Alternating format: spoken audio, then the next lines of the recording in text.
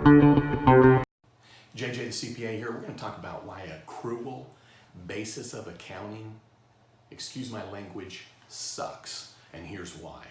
When you're on the accrual basis of accounting, and if you are, you know who you are, you have to recognize your income for tax purposes when you bill that client.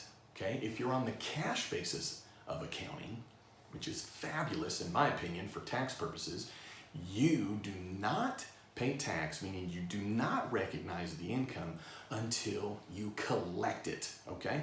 Now, on the flip side with expenses, on accrual basis, there is some advantage, meaning you get to write off your expenses not when they're paid, but when you accrue them.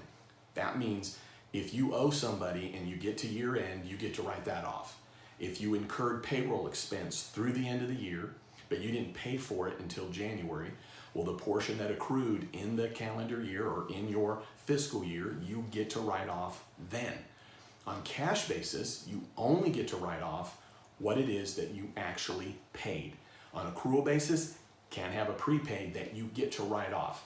Cash basis, as long as you use that in the next 12 months. So if you prepaid rent, as long as you're using that in the next 12 months, you're able to write it off in the current year. So for accrual purposes, really not a lot of tax planning that can go into play from the standpoint of you're going to have to recognize that income when it is that you billed the client, and you're going to recognize the expense when you incur it.